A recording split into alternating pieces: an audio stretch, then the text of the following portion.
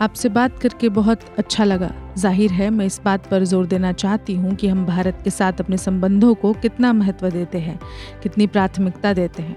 मैंने डॉक्टर जयशंकर से किसी भी अन्य समकक्ष से ज़्यादा मुलाकात की है जो इस रिश्ते को, हमारी प्राथमिकता को दर्शाता है।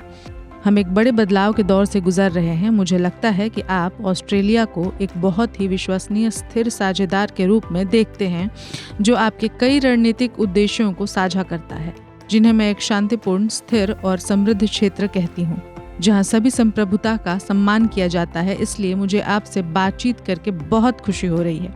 जाहिर है ऐसे कई क्षेत्र हैं जहाँ रणनीतिक तालमेल है, लेकिन मुझे लगता है कि इस रिश्ते में सबसे महत्वपूर्ण चीज़ प्रवासी भारतीय समुदाय हैं। और मुझे नहीं पता कि आप में से कोई यहाँ था या नहीं जब प्रधानमंत्री मोदी आए थे, लेकिन यह देखना वाकई बहुत भावुक करने वाला था कि कितने सारे ऑस्ट्रेलियाई भारतीय समुदाय के लोग विभिन्न कार्यक्रमों में शामिल हुए। यह बहुत रोमांचक था।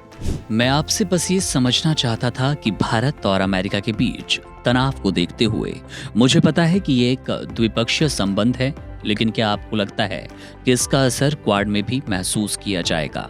क्योंकि भारत वास्तव में क्वाड शिखर सम्मेलन का बेसब्री से इंतजार कर रहा है और ऑस्ट्रेलिया भी इसका एक महत्वपूर्ण भागीदार है। हम क्वाड के प्रबल समर्थक हैं और जाहिर है मैं इसे दूसरों पर छोड़ दूंगी कि वे उन मुद्दों पर द्विपक्षीय रूप से बातचीत करें जिनसे वे निपटना चाहते हैं। लेकिन मैं हमेशा कहूंगी कि हम सभी के लिए यह याद रखना चाहिए कि हम क्या साझा करते हैं, और हिंद प्रशांत क्षेत्र में हमारे बहुत सारे साझा उद्देश्य हैं और हम क्वाड पार्टनर हैं। सिर्फ इसलिए नहीं कि हम क्वाड पार्टनर हैं, बल्कि हम क्वाड पार्टनर हैं इसलिए क्योंकि हमारे साझा रणनीतिक उद्देश्य हैं। मैं आपसे पूछना चाहता था, आप जानते हैं भारत ने अभी चीन के साथ अपने संबंधों को सुधारना शुरू किया। हाँ, और प्रधानमंत्री मोदी कुछ ही दिनों में एशिया शिखर सम्मेलन के लिए तियानजिन जा रहे हैं। मेरा मतलब है, आप भारत के चीन के साथ अपने संबंधों को सुधारने के इस कदम को किस तरह देखते हैं? खैर, मुझे लगता है कि जय ने मुझसे व्यक्तिगत रूप से द्विपक्षीय रूप से हिंद महासागर के महत्व के बारे में विस्तार से बात की है और हमें शायद हिंद महासागर पर अपने जुड़ाव में और आर्थिक ऊर्जावान होने के लिए कहा है, और हमने ऐसा करने की कोशिश की है। इसलिए उनके अनुरोध पर मुझे याद दिला दूं कि पिछले साल फरवरी में हिंद महासागर सम्मेलन आयोजित किया था। अब पिछले साल ही पर्थ में हिंद महासागर सम्मेलन हुआ था। जाहिर है यह ऑस्ट्रेलिया के हिंद महासागर की राजधानी है और हम योरा में मिलकर और अधिक सक्रियता से काम कर रहे हैं। और भारत एक बहुत ही महत्वपूर्ण बात कहता है कि अगर आप हिंद प्रशांत में स्थिरता चाहते हैं तो 2 महासागर हैं, और इसलिए हमें यह सुनिश्चित करने की ज़रूरत है कि हम उस पर ध्यान केंद्रित करें। जाहिर है क्वाड एजेंडा, मुझे लगता है कि नेता और विदेश मंत्री इस पर काम कर रहे हैं कि इसे कैसे प्राथमिकता दी जाए और इस पर ध्यान केंद्रित किया जाए, खासकर नए अमेरिकी प्रशासन के साथ।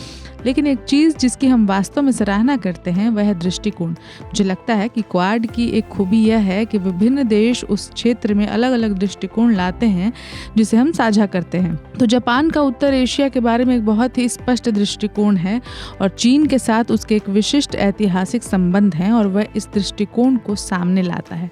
जाहिर है अमेरिका एक बहुत बड़ी शक्ति है, भारत भी बहुत महत्वपूर्ण है और उसका हिंद महासागर पर एक विशिष्ट दृष्टिकोण है, और ऑस्ट्रेलिया मुझे लगता है क्वाड की सबसे बड़ी ताकतों में से एक है। हमने भारत में पहलगाम आतंकवादी हमला देखा, हमने आपका समर्थन भी देखा, लेकिन व्यवहारिक समर्थन के संदर्भ में सीमा पार आतंकवाद के मुद्दे से निपटने के लिए ऑस्ट्रेलिया ने भारत को किस तरह का समर्थन प्रदान किया, जो भारत के लिए एक बड़ा मुद्दा है? ठीक है, मुझे नहीं पता भारत के लिए क्या समस्या है, लेकिन शायद मैं इस बारे में कुछ टिप्पणियां करूं कि हम चीन के साथ कैसे पेश आते हैं, जो प्रासंगिक भी हो सकती है और नहीं भी।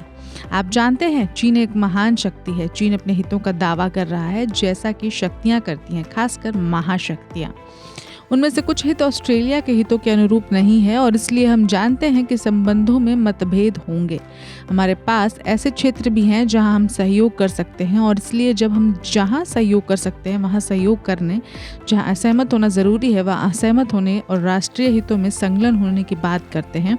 तो यह संबंधों को संभालने का एक ऐसा तरीका बताता है जो यह स्वीकार करता है कि मतभेद के क्षेत्र होंगे और सहयोग के क्षेत्र भी होंगे और यह भी स्वीकार करता है कि हमारे दोनों देशों के लिए परिपक्व जुड़ाव महत्वपूर्ण है। अब यही दृष्टिकोण हम अपनाते हैं और मेरे अवलोकन से यही दृष्टिकोण भारत अपनाना चाहता है।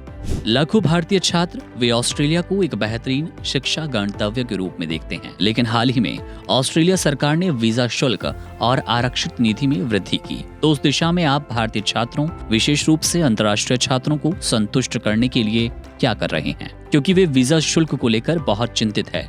मैं आपको फिर से आपके द्विपक्षीय संबंधों पर टिप्पणी करने के लिए छोड़ती हूँ। मैं आपको बता सकती हूँ कि ऑस्ट्रेलिया का रुख क्या है। हम टैरिफ का समर्थन नहीं करते। हम युद्धोत्तर आर्थिक व्यवस्था के इस तर्क में विश्वास करते हैं कि खुलापन विकास। Subscribe to One India and never miss an update. Download the One India app now.